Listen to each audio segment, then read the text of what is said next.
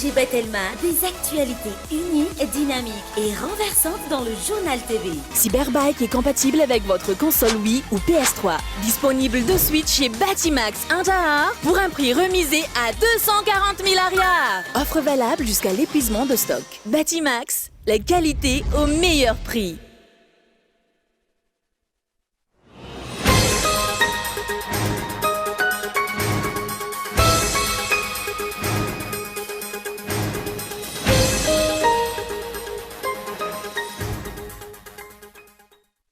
Totoza teny voalohany maraina teo ny dinika politika andiany fa sivy teo amin'ny gouvernemanta malagasy sy ny vondrona eropiana. Isan'ny songadiny nandritra izany ny fanarenana lafin'ny toekarena sy ny fanohanana ny fianakaviana marefo avokatry ny Covid-19. Ny ato nanomboka ny 7 oktobra sy 14 oktobra lasa teo avokoa ny cessation de paiement eo anivon'ny compagnie Air Madagascar sy Tsarady araka ny valin'ny fitsarana ny voaka omaly. Tafiditra ao anatin'ny redressement judiciaire izany araka ny fampitam-baovao voaka. Taorina ny fahitana faninina tao ny fanapahana ilay pilôna tao Anjepy izay nitondra herinaratra mahery vaika avy any Mandraka. Nametraka fitoriana ny orinasa Jirama fahatapahan'ny pilôna izay nahatonga fahatapahan-jiro tamin'ny faritra maro. Nanaovana fomba maro entina anarenana ny asan'ny douane misy ny rasoa mifanatrika sy rasoa arin-drano manome asina ny etse anosy masina itosy akoatry ny fandefasana ny omby anaty tatakasina ny afara tamin'ny joro velona izany. Eo amin'ny maresaka iray sampirenena miverina mirongatra ny vanaretina Covid-19 any Allemagne. Tafakatra enina mahery ny tranga vaovao anatin'ny 420 ora. Akoatra fanamafisana ny fanaovam-bakisiny, dia mafy araka izany ny fepetra ho an'izay tsy mbola mahavita izany. Ny adidin'ireo avy hatrany.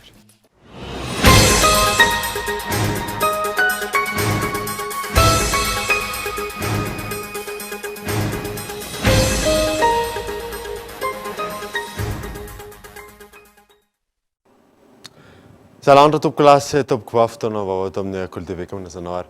Anaraka izany hatramin'ny farany.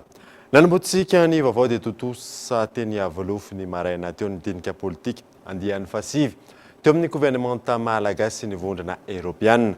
Isan'ny songadana nandritra izany fanarenana lafin'ny toekarena sy ny fanohanana ny fianakaviana marefo vokatry ny Covid-19. Ny alarana efsa.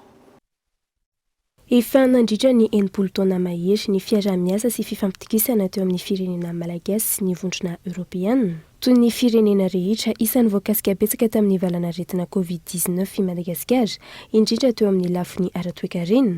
Nandritra ny dinika politika andian'ny fahasivy, efitra lehibe miisa 3 no nifantohan'ny dinika fiarah-miasa teo amin'ny rontonta. Ny fahaiza-mitatana ny zava-misy ara-politika sy ara-toekarena, ny zon'olombelona sy ny fiahiana ara-tsosialy, ary ny fiarah-miasa eo amin'ny Madagasikara sy ny vondrona eropeana. Mesdames et messieurs, ce dialogue politique est également une occasion d'échanger sur le nouvel instrument financier de l'Union européenne. Fotoana andinihana ny famatsim-bola ataon'ny vondrona eropeana ihany koa izao. Dinika politika izao sy ny fanatsarana ny fiarah-miasa eo amin'ny rontonta. Ny tetikasa napetraka aty amin'ny faritra Afrika dia mifanaraka mihitsy amin'ireo laharam-pahamehana amin'ny fanjakana malagasy. Tafiditra ao anatin'ireo velorano 13 sy ao anatin'ny plan émergence Madagasikara.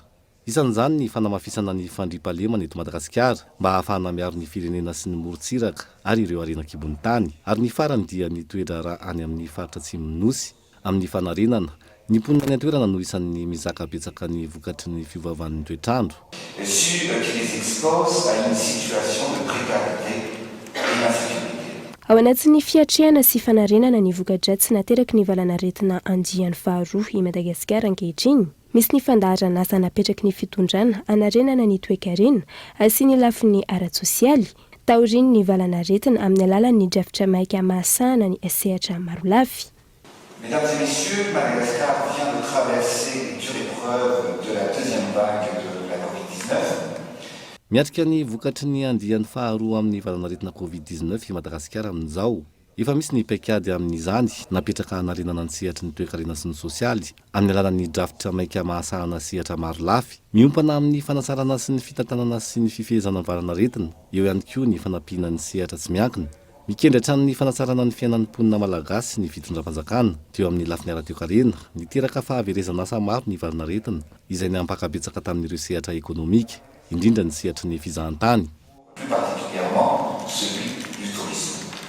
manoloana ny fisokafan'ny sistany na mafisina hatrany ny fepetra rehetra andraisana ireo mpandihy avy any ivelany.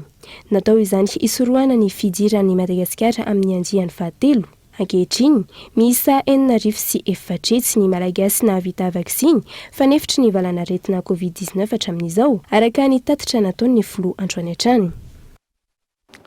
Isan'ny vaovao songadana androany ihany koa dia nitendren'ny filoham-pirenena ho isan'ny mpiamana eo anivon'ny seny Dame Andrianarcedo Arsène raha toa ka Arandrianarivona Antoine Natina ifanomezan-tsoa no lanin'ny fitsarana tampony. Araka izany dia feno ankehitriny ireo mpiambana andrafitra ny voamera mahaleo tena amin'ny sahanany fividianana araka ny voarafitry ny lalàna.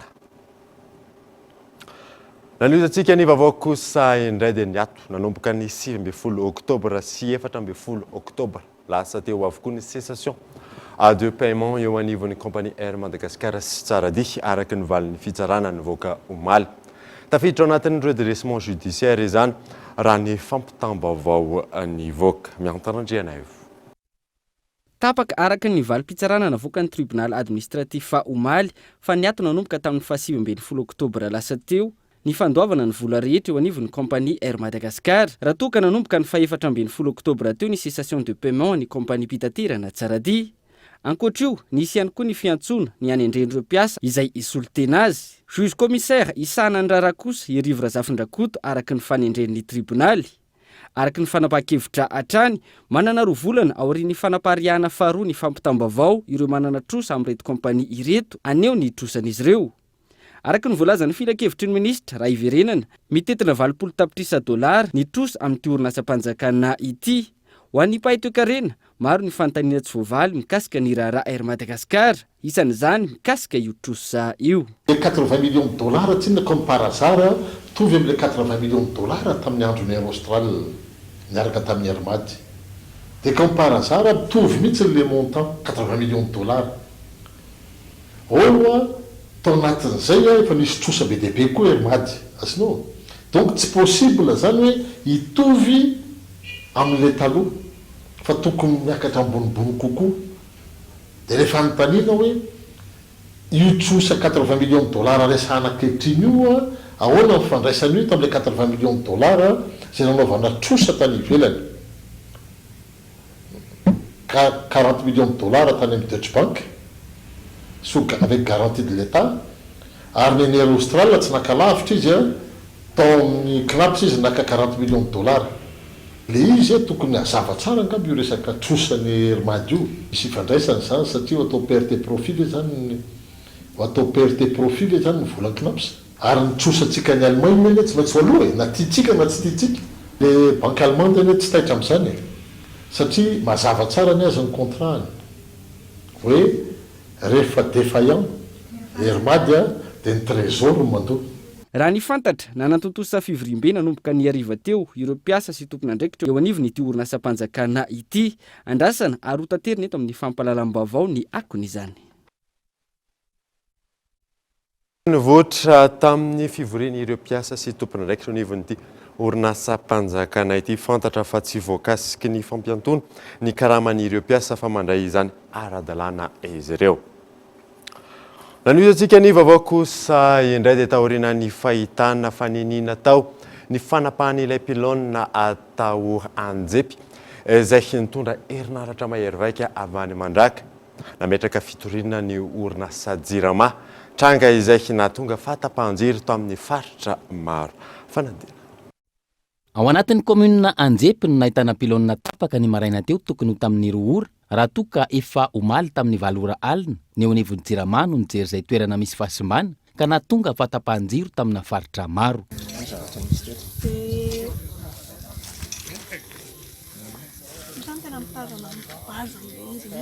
Io ny tena hoe miobany mihitsy ny tena baza mitazona an'izay izy.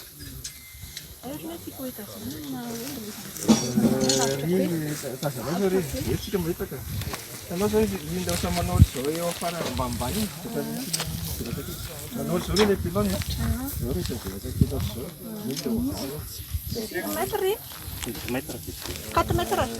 Côté Ryan, zany tapaka eo e. Côté Ryan tapaka diva nanarefna io foropotra reo. Fanainina natao ny fanapahana ilay pilôna araka ny fidinana fotony natao nijery ny zavanitranga.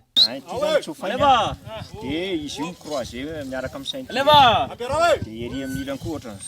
Tovy amin'ny 10 minutes ny Aonalty. aloha zany ny fatikiditra eo amin'ilay obantsy. Ay, eo ihany. Olo zany zay no namatrika azy ho sabotazy. Dia tapahany toy an'ilay ery amin'ilay pilôna. Ty zany mitazona an'ilay pilôna tsy enjery. Dia noho ny tapaka ty lasa ny pilôna. Azo parana amin'ny fananam-bahoaka ny tranga tahaka izao ka nametraka fitoriana eny amin'ny fitaranana avy hatrany ny orinasa Jirama. Nirosoana ihany koa ny fanaovana PV sy ny constatation niarahana tamin'ny OIC sy ny mpitandro filaminana. Dia efa vita zany niarahana tamin'ny mpitandro ny filaminana tamin'ny maraina moa izy teo tamin'ny maraina efa vita niarahana tamin'ny mpitandro filaminana zany. Dia ny OIC moa zany mbola tsy maintsy andrasana avy any Antananarivo anao ny constatation de OIC koa zany amin'ity andro androany ity nefa antsika moa tsy afaka ny andro an'izay ka tsy maintsy nanatanteraka noho ny fahamehana tsy maintsy amerenana ny jiro ity zany. Zahay dia efa nametraka fitoriana ho an'ireo olona zay tsy mataotody ireo ary atolotra ny fitsarana moa zany zay tratra navitan'izao asa ratsy izao. Natao poto azo vonjomaika ny eto ahafana mamerina ao anaty fotoana fohy ny herinaratra ho an'ireo faritra voakasiky ny fahatapahana rehetra. Tsy maintsy rosoana miandalana aorian'izay ny fametrahana pilôna tahaka ny teo aloha. Ho mafisina ihany koa ny fanaraha-maso manomboka izao raha ny fanazavana ka izay tratra raisina ho tompon'antoka avy hatrany. Tsy mbola misy eto amintsika ny lalàna amin'ny feny responsabilité sociétale de l'entreprise avokany. Maro ny orinasa tsy manatanteraka izany araka ny tatitra.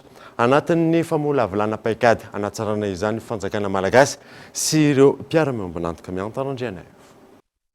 Mijanona tsy antery hatreto ny fanaovany sehatra tsy miankina adidy ara-tsosialy RSE na ny responsabilité sociétale de l'entreprise.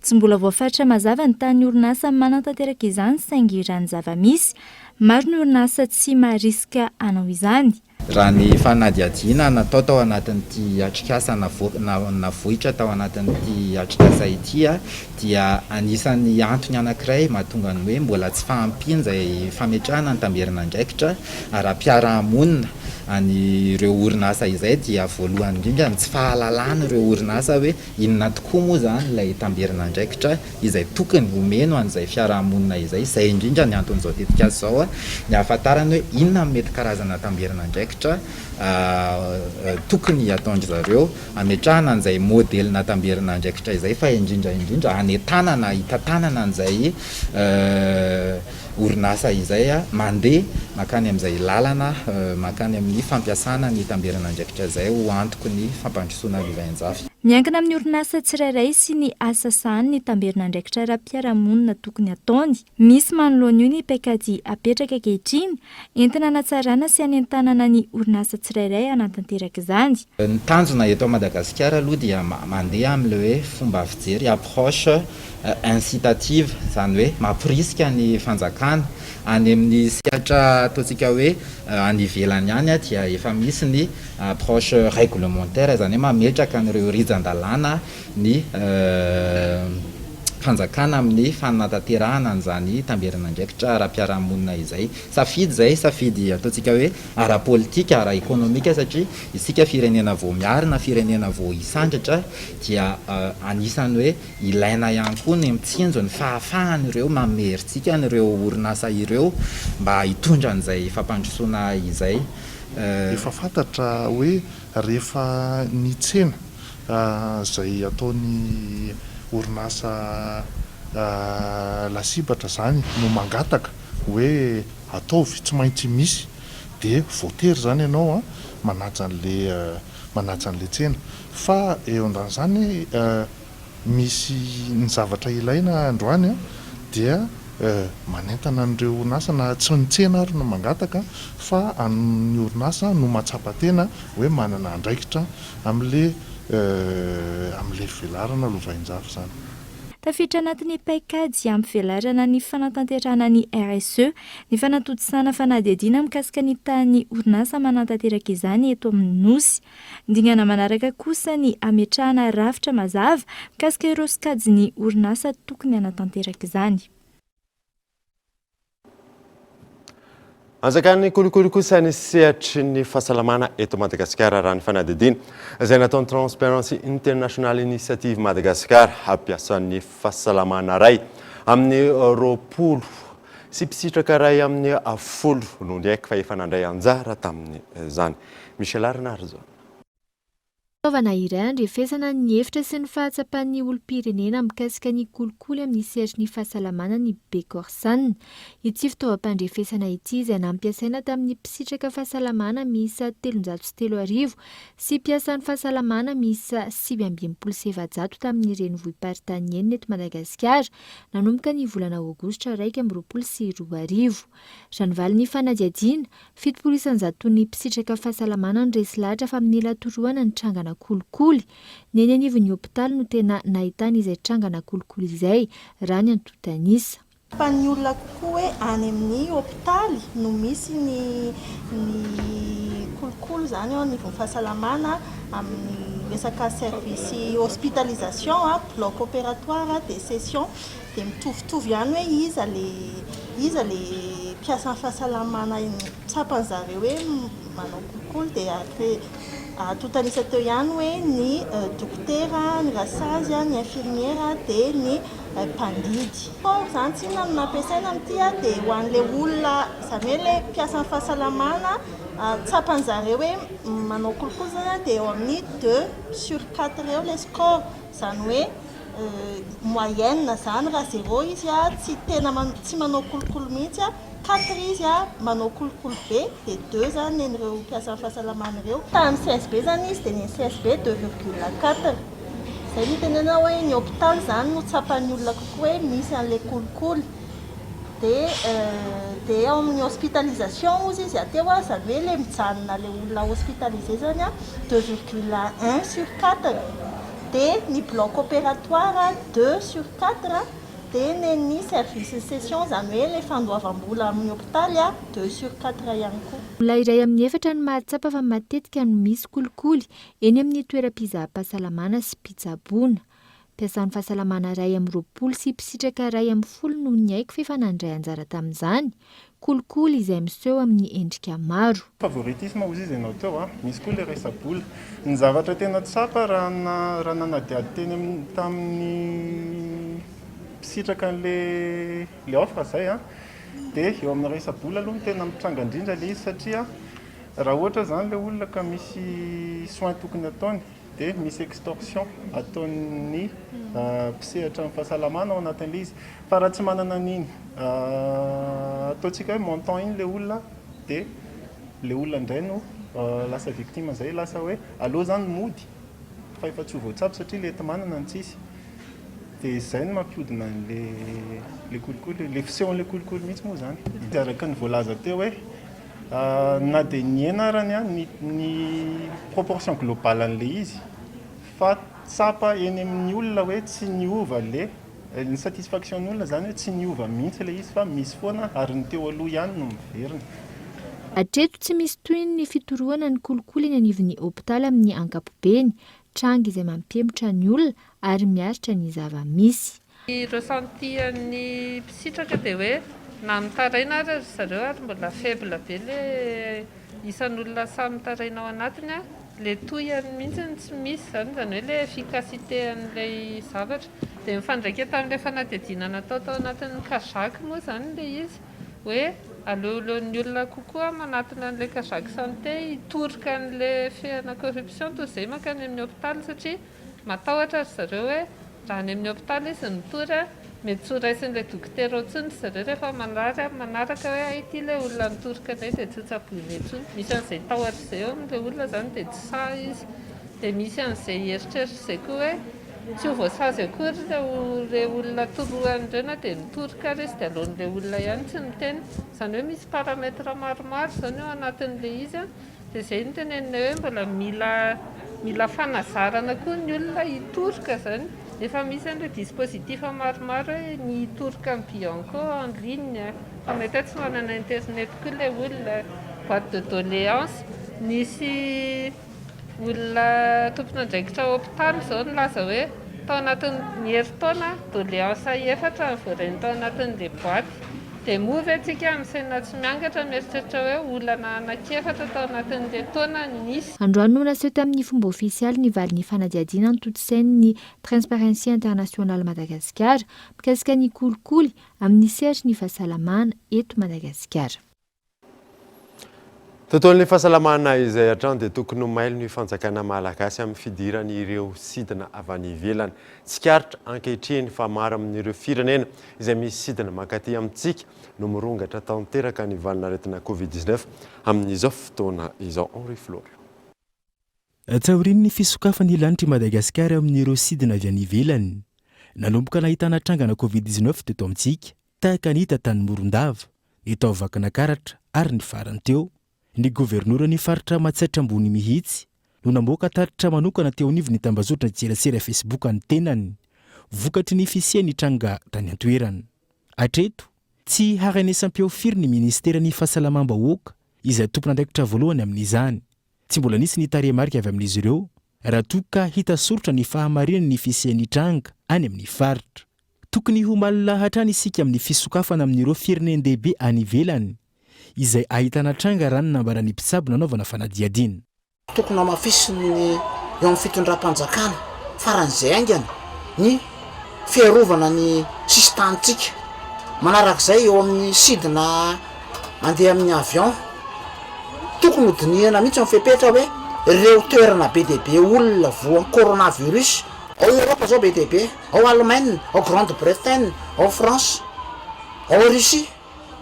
Tokony hamafisina hoe ahoana ny andraisana an'ireny olona ireny dinihana ao amin'ny gouvernemanta hoe mila mitandrina satria reny toerana ireny reny olona ireny mety hitondra aty mety hisy akaty, satria raha ny dinihantsika eny nandritra amin'ny fotoana tsy nisy sidiny tena ny aina tsika teto Madagasikara, ny aina ny olona mba afaka ny aina kely, fa vao sokatra ny sidina iraisam-pirenena niseho amin'izay ilay kahana coronavirus.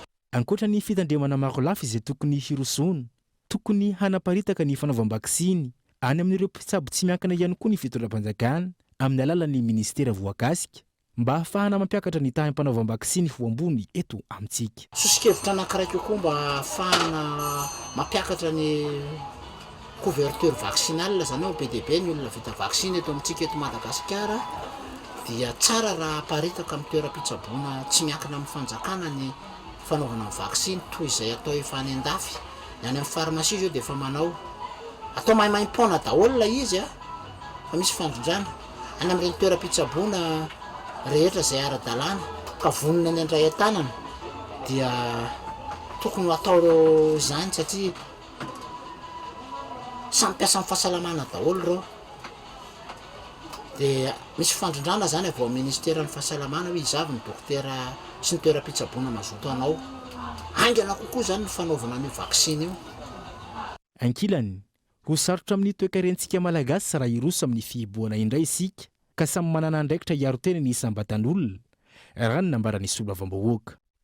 Tenako manokana zany dia mahita hoe tokony hitanjana ny tsirairay ary mitovy amin'ny aretina rehetra io, raha ohatra anao ka voan'ny aretina samy hafa ka mety maty amin'izany dia atao hoe anjara ngamba zay no azo resana azy, fa tokony hitanjana ny tsirairay arak'izay tokony misy fanjakana efa nanao any ezaka, zay kosa aloha dia raha mahita fa tsy hoe amin'ny atsiny foana ny fitondram-panjakana ianao anatiny, satria ny antony efa nanao fiboana antsika teto, efa nidina ny sistantsika, efa natao ny vaksiny rehetra, efa nafarana natao zay afapoan'ny gasy rehetra arak'izay safidiny ao anatin'izay vaksiny zay ka eto zany raha mbola izaontsika zavatra iainantsika malagasy zao no mbola hiditra anatin'ny fiboana atsika ny fidiny sistany azo eritreretina ihany ho an'ny firenena zay tena hita fa tena mamay be, fa kosa majerevana ihany koa amin'ny lafiny ara-toe-karena satria faty atoka ary fahavoazana mafy ho an'ny firenena mihitsy zany ny tranga sy ny vokatry ny covid io.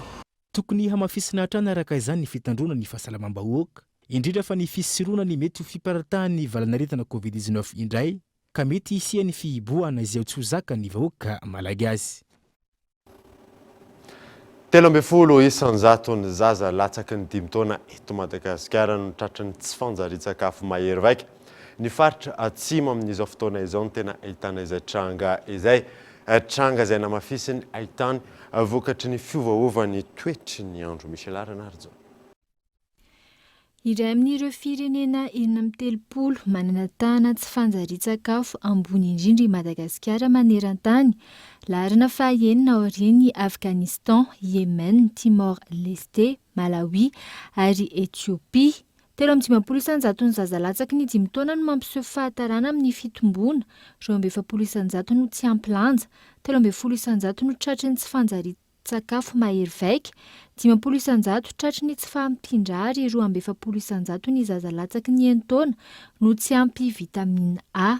Isan'ny antony mampitombo ny tany tsy fanjarian-tsakafo ny fiantraikan'ny fiovaovan'ny toetrandro, tranga izay ilaina fiarahamienta ny mpiantsehatra rehetra. Vety ny ady amin'ny tsy fanjarian-tsakafo satria raha tsika mahita zao, raha tsy laza hoe le tsy fanjarian-tsakafo mahery vaika zao betsaka ny antony mahatonga azy fa anisan'izany zao ny le fiovaovan'ny toetrandro izay hoe mafana loatra tsy ampy ny rotsakorana zany eo ihany koa ny valala, eo ihany koa ny hoe antony hafa hoe raha ny any atsimo manokana zany hoe misy ireo toerana midadasika be any misy toerana izay tsy mitokamonina milay jerena rehefa eo andalam-pijerena ny vahaolana ny amin'izany zany ankehitriny ny mpiantsehatra rehetra tsy hakanavaka na ny gouvernement indrindrindrindra moa zany izay amin'ny alalan'ireo etsika sy tetikasa efa fantatritsika ireo tetikasa misa 13 izay tena hoe anarenana maharitra ny faritra atsimo iny zany fa tsy dia hoe rehefa tonga amin'ny maintany sy ny tsy fanjarian-tsakafo mahery vaika dia hoe izara sakafo izay tokony atao fa ahoana marina ny vahaolana maharitra zany hiatrehana izany kerehany atsimo izany. Dia mbola lavareny tokoa ny ady amin'ny tsy fanjarian-tsakafo. Etsenkirany mandeha amin'izao fotoana izao ny fandiniana ny tedi-bola entina miady amin'izay tsy fanjarian-tsakafo izay. Tedi-bola izay tokony tombo raha ny zava-misy amin'izao. Tombo izy aloha mbola teneko anareo anatin'le manao ilay analyse budgétaire zao zay mbola tsy dia tena afaka manome isanjato ny hoe tombo isanjato satria tsy maintsy rehefa manao an'izay analyse zay dia jerena hoe sehatry ny fahasalamana, fanabeazana izay hoe maro lafo ny fanjarian-tsakafo, ny rano fidiovana, ny fahadiovana, ny fiahina ara-tsosialy, ny fanabeazana, izany hoe le vola rehetrarehetra mitombo ao anatin'ilay karazana sehatra izay misy fiantraikany ny fanjarian-tsakafo zany dia hojerena tsirairay reny, dia ao no atafavoahana hoe niakatra ohatrinona, niakatra zao isanjato ny atao hoe vola zany natokana ho amin'izany ady amin'ny tsy fanjarian-tsakafo zany. Mbola misy aza nefa izay tsy fanjarian-tsakafo izay raha toka 12 isanjato ny tany tsy fanjarian-tsakafo ny taona 2012 sy 2020. Andalana ny fanisana vaovao raha ny fanazavana, 30 isanjato ny tanjona napetraky ny fitondram-panjakana izany hoe fiainan'ny tahatra amin'ny 4 isanjato. Hototsaina manomboka ny 1 hatramin'ny 17 novambra izao amin'ny faritra 5, Vakinakaratra, Amoronmania, Haute-Matsiatra, Iorombe ary mifarana any Atsimo andrefana ny randrom-pirenen'ny fanjarian-tsakafo. Appuyer la nutrition, assurer un avenir brillant pour nos enfants no lohahevitra amin'izany. Isan'ny tetikasa maharesy lahatra ny Telimany hoe mividy fitain iray dia mamboly hazo iray. Tetikasa izay nanomboka ny volana novambra 2020 nahafahana namboly hazo 5 alina isa. Ankehitriny iroso amin'ny andiany afaharoa ny tetikasa fanadina.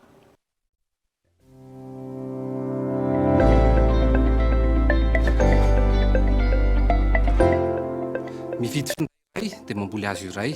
Anisan'ny tetikasa maharesy lahatra ny ato amin'ny Telimay izy ity. Natomboka tamin'ny volana novambra 2020 ity tetikasa ity ary mbola tsotsotra ny tanjona tamin'izany satria zanakazo 5 alina no nokasaina ambolena tamin'ny velara-tany 5.30 hektara. Tratra io tanjona io ankehitriny ary faly izahay miara-basady anareo mpanjifa 5 alina nandray anjara tamin'ity tetikasa ity. Nahavita ny ampahany amin'ny fambolekazo tandrify anareo adidy amin'ny firenena izany. Manomboka izao dia raisinay ho adidy ny mampafantatra anareo ny fivoaran'ny hazo izay nambolenareo. Mivoatra ny tanjona ankehitriny ary zanakazo misa iray hetsindray no kasaina ho ambolena manomboka izao. Hitarina amin'ny faritra 3 hafa ny toerana ambolena ka vinavinaina sahady ny faritra Tsinanana, Menabe ary Boeny. Iova ary ifanaraka amin'ireo faritra ireo ihany koa ireo karazana hazo ho ambolena. Ndao ary hiara-entana isika hanatratra ny tanjona lehibe napetraka ministeran'ny tontolo iainana sy ny fandrosoana Lovainjafy. Hiaraka isika hamerina indray ny hamaitso ny teny ositsika ity. Raha vao mividy finday telmaray ianao naiza misy anao eto Madagasikara dia efa afaka matoky sahady fa anisan'ny mpandray anjara amin'ny famboleka-hazo. Ary manomboka eo anay ny dingana voalohany amin'ny fanatanterahana izany. Raha nanomboka ity tetikasa ity ny orinasa Telma dia efa nivonina sahady ny anao izay rehetra mety atomomba anazy. Fanamby amin'izany ny anara-maso ny fivoarany hazo nambolena mandritra ny 5 taona. Ary anao tatitra ara-potoana momba izany zahay mba ahitanao soritra ny fitombon'ny hazo sy ahafahanao manaraka ny fivoaran'ny tetikasa famboleka-hazo eto Madagasikara. Lara-pahamehana ny fiarovany tontolo iainana ankehitriny tsy ho an'ny mpitondra ihany fa tokony ho antsika rehetra. Efa andohalika ny ranombary ary tokony adidintsika no mitanjona sy miaro ty harena voajanahary tsy manam-paharoa mahasarym-piarantsika ty. Tanjona iombonana ankehitriny ny amerina andray any Madagasikara ho nosy maitso sy ny mba hisitrahan'ny malagasy rehetra ny voka-tsoa avy amin'izany. Ankoatr'izany dia tokony tonga sainy sika rehetra fa efa fotoana izao hieritreretina no avy. Izany no mahatonga ny olona sabondy anao antsoavy aminareo mpilatsaka ny sitrapo mba hifanomitanana amin'ny fambolena azy eto amin'ny faritra Analamanga, Atsinanana ary Boeny. Mora ho anay ny manara-maso ireo azo nambolena satria efa mitondra tombotsoa sahady ho an'ny mponiny fotony isaky ny faritra izany.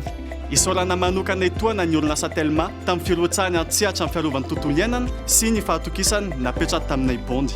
Andao ifanohana ary andao ifanome hery ahafahana miroso hatrany anatsara kokoa ny ampitso. Raha maniry hilatsaka ny sitrapo sy hamita ny adidy eo amin'ny tontolo iainana ianao, arao ny roy etsy ambony.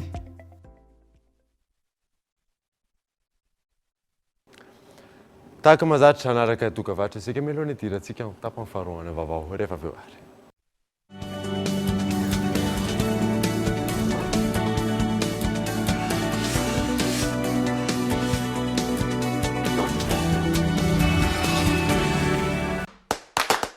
Fois plus de data pour le même prix. Avec Telmanet One Day, maintenant tu as 300 mégas au lieu de 150 mégas avec Envoul, toujours à 1000 arrière. Alors, à ce prix-là, couvre-toi de data. Tape le dièse 111 étoile 1 dièse.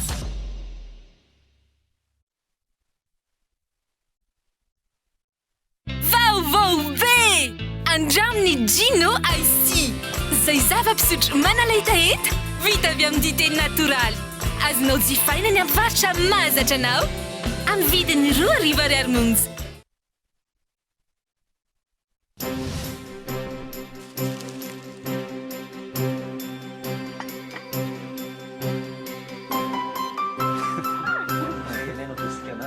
Les fêtes en famille, des moments mémorables pour tous. Tous ces préparatifs, tant de joie, de bonheur et d'espoir à partager. Surtout, la télé qui nous réunit. Passons les fêtes ensemble! Le décodeur avec 1 mois sur Access et seulement à 50 000 arrières jusqu'au 24 décembre. Et ce n'est pas tout. Profitez de 15 jours sur tout Canal Plus pour tout réabonnement. Pour plus d'informations, rendez-vous en boutique Canal Plus.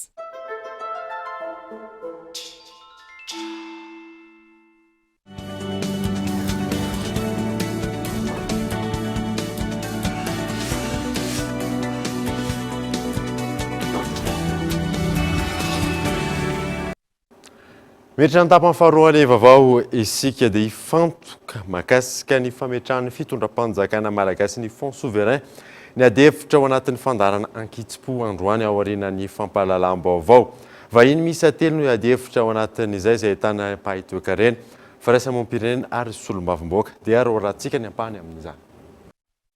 Ampidinina ny zao ampidirina mividina menaka zany any mbola olantsika eto Madagasikara marefy le économie tena problème structurel be mihitsy le mahazo atsika zany hoe any amin'ny fin fond an'le structure mbola misy tsy milamina raha manangana tranotsika raha ny fototra mihetsika dia mirodana raha vao misy choc kely fotsiny ary nefitsika iroso amin'izany fampiasana amin'ny fonds souverain zany iserasera amina firenena marobe alefalefa fotsiny le lalàna ary zay lasa olana amin'ny fampiarana lalàna eto Madagasikara lasa lalàna tanjametaka mialatsiny amin'le fitenenana tsy applicable tsy ny évaluena hoe inona ny impact ny fiantraikany ara-bola ara-tsosialy ary tsisy ny raisina encontre rehetrarehetra iny fa adoption conseil de gouvernement ny apitsony dia anisan'izany raha ny hevitro ty lalàna anankiray ity tokony asiana fiheverana manokana ary anisan'ny olana anankiray ny fampiarana lalàna konkoa dia fiandrasana ny atao hoe décret d'application. Donc zany a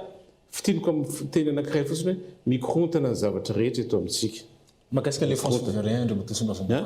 Mahakasika ny fonds souverain fitaka io jerevinareo fa tsisy raha manjary io a tsy ampandroso atsika io a tsika efa mahanitry ty ary dia tsy ahirana ihany koa anao mieritreritra hoe andeha aiza marina moa izy ty ianao zany tsy hainao hoe andeha aiza marina zako tonga dia mifamiteny aminao rehetra tsy tsara ho antsika io a fa zavatra ratsy ny vokan'io a. Mitohy kosa ny tamberina ndraikitra izay ataon'ny antoko malagasy miara-miainga amin'ny vahoaka. Isan'ny izany fitsaboana nisy adivava maimaim-poana izany tanterana atao amin'ny commune Akadinandriana io ny nasaina. Taorin'ireo asoavan-jaza tamin'ny commune maro narahiny fivarotana fitaovam-pianarana tamin'ny vidy mirary.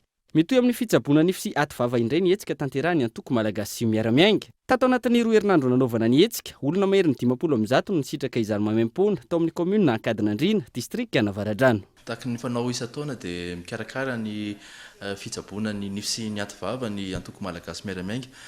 Zany dia efa natomboka tamin'ny herin'ny androany natomboka tamin'ny fampianarana ireo akizy amin'ny EPP, CEG, lycée miborosy nify.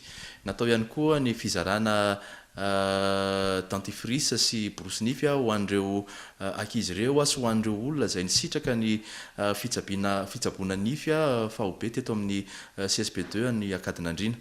Zany dia natao ho tamberina ndraikitra hatrany ho an'ny vahoaka eto amin'ny district Navaradrano sy ireo misitraka rehetra. Raha ny tsikaritra nandritra ity hetsika ity, maro tamin'ireo nila fitsaboana no ankizy tanora. Ny tsy fisian'ny fampianarana amin'ny fikarakarana sy ny fiborosiana nify no isan'ny lesoka hoy ny mpitsabo. Maro tokoa ny ankizy misy olana eo amin'ny nify indrindra fa ilay nify ataontsika hoe dans des 6 ans moa zany.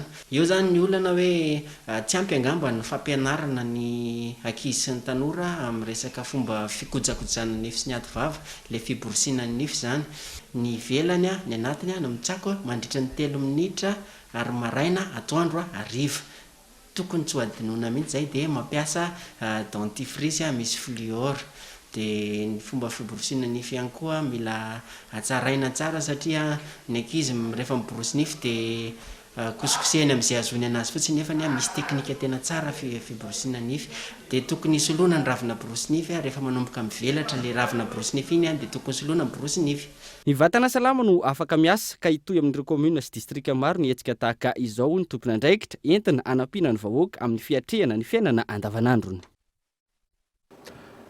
Fananatanteraka asa fanatsarana ireo fitaovam-pampianarana tao Ambilakely Vatomandry omaly ny fikambanana ny vehivavy malagasy sy miara-miainga ho fanomezan-tanana sy fanampiana ny sehatra ny fampianarana eo anivon'ireo sekoly any an-toerana moa no isan'ny tanjona tamin'izany Abraham Randriamanana. Ny aliny faraiky amin'ny 30 oktobra lasa teo ny trangana aintrano tao amin'ny toerana misy ny EPP sy ny CEG Ambilakely Vatomandry. Vokatr' izany efitrano mpampianarana telo no kilany afo. Maina nandritra izany ihany koa ireo fitaovana samihafa toy ny tablio, ny sezany mpianatra sy ireo boky mpampianarana. Misy 70 ireo mpianatra any an-toerana mampiasa ireo efitrano mpampianarana maireo araka ny fanazavan'ny taletsekoly.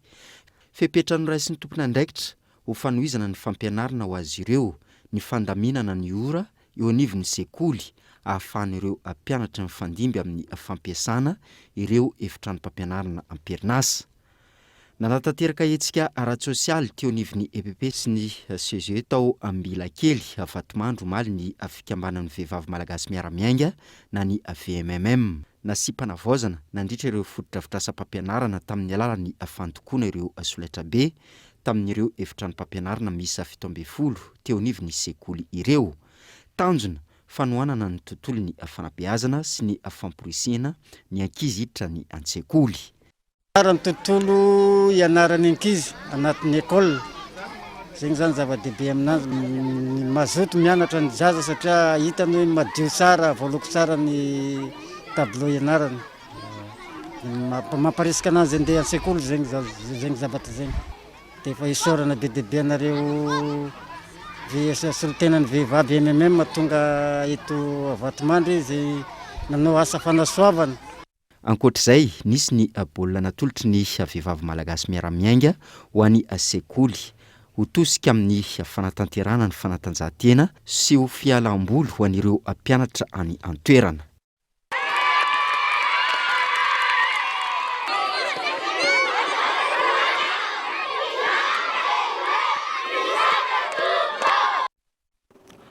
Lafim-baovao hafa kosa indray dia apetraka eny Mahitsy distrikana Ambohidratrimo ny masinina fanodinana hoditra izay noraisina tamin'ny fomba ofisialy androany. Mialohany ampiasana azy apetraka ny fotodrafitrasa eny an-toerana ary atohizana ny fampifanana ireo mpisehatra rehetra eto. Sy ampiarina mbola malalaka ary isan'ny mampidi-bola vahiny betsaka eto Madagasikara ny sehatry ny hoditra. Hatreto karazam-bokatra misy 3 no afaka ampiarahana aminy. Afaka atao manoloana izany ilay antsoina hoe mariage de matière. Zany hoe ninona zany a secteur ohatra hoe misy 3 izao ny filière ao anatin'ny artisanat dia afaka ampifadiana mihitra daholo ianao meuble ianao ohatra afaka ataonao cuir ny salon anao ny arona valery ireny ianao dia nuance afaka atao cuir dia mazava azy moa zany misy poketra portefeuille croco chaussure etc. Ary atao anatin'ity misy paquetiste afaka jerenareo avy eo fa misy fomba fanaovana kiraro dia natramina molina aza dia afaka efa miananatsika tsikelikely zany santatra mbavarany ireo fa ezahantsika atantanina ara-dalàna so ampiasaina amin'ny tokony izy io. Ahafana mampiroborobo ny sehatry ny hoditra, isy ny fampiofanana omena ireo mpisehatra rehetra, miainga amin'ny mpiompy, ahafana mampanaraka ny fenitra iraisam-pirenena. Anatin'izany ohatra ny fomba fisakafoanan'ny omby sy ny fomba fitaizana azy.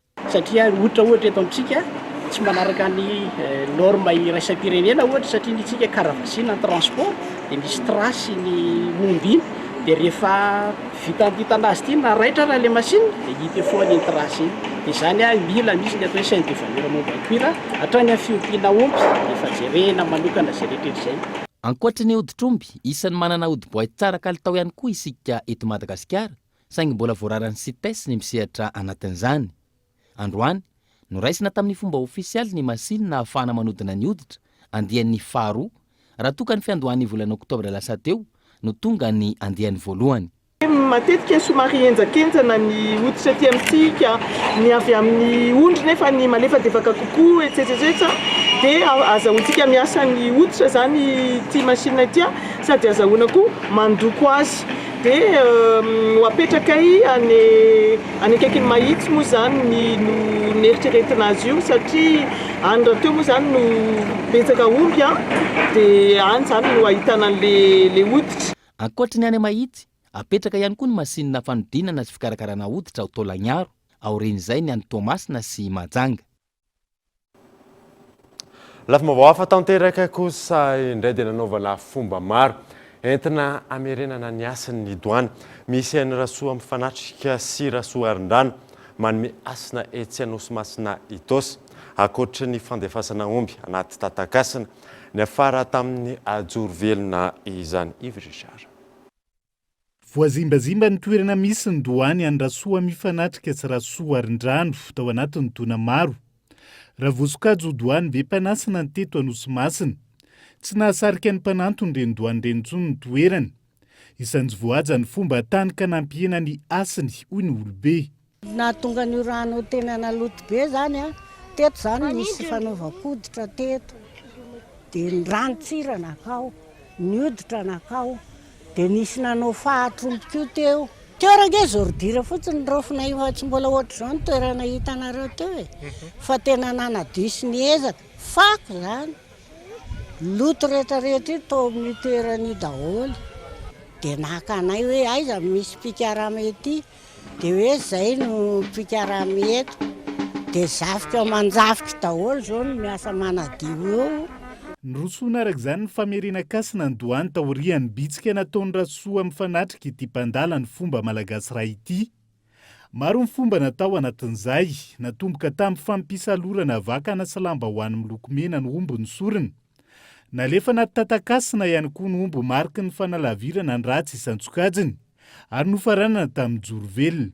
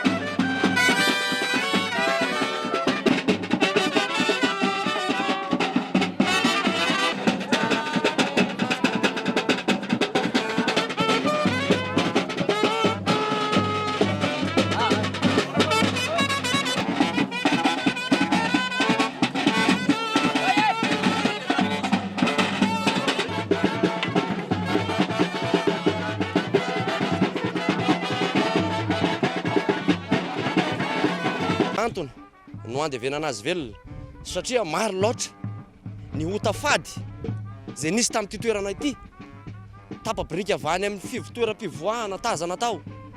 Ialako tsiny fa mety tsy tany angamba fa tapa-brika tamin'ny Tsanorava. Fa maninona ny doany manakasina anao sina Tsanorava, dia ny antony andevenana velona ny omby dia ho velokasina ozy izy masina tany, mipitsara rano ka maneke lanitra ary tonga va fahazavana ka tsy ho lavin'ny masoandro. Zay no antony ampidirana anazy, andevenana ao anatin'ny fahafenon'ny volana vatana lamady. Taorian'ny fanatanterahana ny fomba isan-tsokajiny. Tafaverina ny asin'ny doany eto Nosomasina hoy ny mpandala ny fomba malagasy, nikarakara ny famerenakasina ny doany. Miverina avokoa araka izany ny vady tany eto hoy ny fanazavana hatrany. Voalohany indrindra, tsy azo an'zonan'olona, faharoa tsy azo asiana toaka ny rano, fahatelo manaraka tsy azo asiana ranomanitra ny zava-maniry eto amin'ity faritra ny nosy ity. Tsy azo andevenana tahaka ireo manao ny haloka zay fatsapifotra lalina amin'ny andro alakamisy dia manatanteraka azy amin'ny famisaviana amin'ny andro zoma. Tsy azo zay ansitrihana satria maro ny tazana hita tao, tao ny satroka, tao ny akanjo, tao ny sigara, tao ny zavatra maro isan-karazany. Ny zahana tsy no alaina sary satria sao dia apetsika ny ambom-pony ny olona zay mahafantatra ka nanitsika azy tao indray. Manaitra amin'ny ministera tompona andraikitra amin'ny fiarovana ny vakoka manatantara sy manakasina toy izao ihany koa ny mpandala ny mahamalagasy, nikarakara ny famerenakasina ny doany. Tokony apetraka ny rafitra sy ny fitsipika mazava ho fiarovana ny doany sy ny mponina manodidina, izay mety hitera-dozana tranga hafa raha tsy misy fanaraha-maso hoy ny fanazavana hatrany. Ny 570 isan-jaton'ny mponina ny tsy mbola manana gabone madio eto Antananarivo renivohitra sy ny manodidina, tsy mbola lalam-pahamehana amin'ny mponina ny fananana izany raha ny fanadihadiana natao. Nankalazaina androany moa ny andro maneran-tany ho an'ny gabone. Nambina Ravelo Arson. Nandritra ny fankalazana ny andro maneran-tany ho an'ny gabone androany, nisy ny fanentanana maro mahakasika ny mahazava-dehibe ny fampiasana sy ny fananana gabone madio izay nataon'ny kominina Antananarivo renivohitra. Antony manodidina ny 570 isan-jato ny mponina no mbola tsy manana gabone madio. Tsy mbola lahara-pahamehana amin'ny mponina ny fananana lavapiringa madio izay manana ny mahazava-dehibe azy ho an'ny fahasalamana. Gabone madio moa zany dia anisan'ny zavatra anankiray hoentanina hoentina ho anazavana mponina eto amin'izay faritra izay. Ao anatin'izany zay tsika afaka miteny ao ny resapy sy ireo karazany maro fa izay moa no hita eto. Dia eto koa tsika zany manana an'ireo atao hoe mpanentana ara-pahasalamana ho fampiasana izay gabone izay. Izay tena anton'ilay izy ary tokony fantaritsika fa zava-tsara vidy ny fampiasana gabone madio. Araka ny voalazan'ny tompon'andraikitra eo anivon'ny kominina Antananarivo renivohitra, tsy ampy ny fananana gabone, mila atsaraina ihany koa ny fahazoan'ny mponina rano fisotro madio. Ankoatr'izay, nanao fanentanana sy fampafantarana ny lalàna mifehy ny fahadiovana eto Antananarivo renivohitra ihany koa izy ireo, ady iraisana ary tombotsoany rehetra ahafahana miroso amin'ny fampandrosoana ny fikajiana ny fahadiovana. Maresaka iraisam-pirenena kosa indray dia miverina mirongatra ny valinaretina Covid-19 any Allemagne. Tafekatra enalina mahery ny tranga vaovao anatin'ny 420 ora. Fanantena. En Allemagne, l'épidémie s'emballe. tranga voamarina 305 sy 9 anatin'ny 720 ora sambany tamin'ny tarehimarika mahakasika ny fivoarany covid-19 any Allemagne hatramin'ny siany valinaretiny. Nanaitra ny tompona ndraiky mpanjakana isana ambaratongany avy hatrany Angela Merkel manoloana izany. Amafisina ny fipetranon-draisina entin'ny fimy valinaretina nanomboka omaly hoy ny fanazavana. Any amin'ny toerana ahitana mararibetsaka eny anivon'ny hopitaly ohatra. Ny vita vaksiny sy ny sitrany covid-19 ihany no afaka ny famezivezy. Na izany any amin'ny toeram-pisakafonana ny toerana misy ny hetsika ara-kolontsaina sy ara-panatanjahantena. Isan'ny fanapahan-kevitra goavana noraisina ihany koa ny fiverenana amin'ny télétravail sy ny fampisehoana amin'ny passe sanitaire. Any am-piasana ary ny fandraisana ny fitaovam-pitaterana. Isan'ny naveriny Angela Merkel noresahana ihany koa ny anerena ampiasan'ny fahasalamana sy ny anivon'ny toerana natokana amin'ny fandraisana zokiolona. Ny fanaovam-baksiny soso-kevitra izay tsy mbola nankatoavana any an-toerana amin'izao fotoana izao. Une mesure que le gouvernement s'était refusé à envisager jusqu'ici. Dia iny maresaka iraisam-pirenena iny manankatona ny vaoata amin'ity androany ity ankatrahana nanaraka izany mandroso asinador tompoko.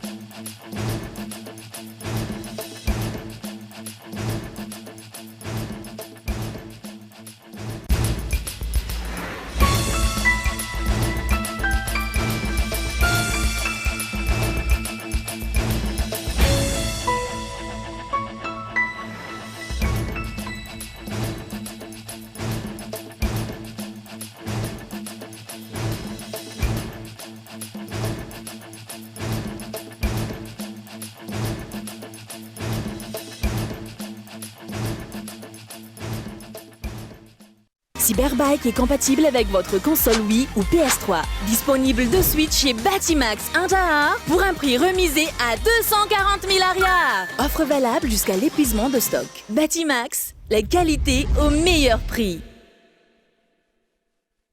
5G Batelma, des actualités uniques, dynamiques et renversantes dans le journal TV.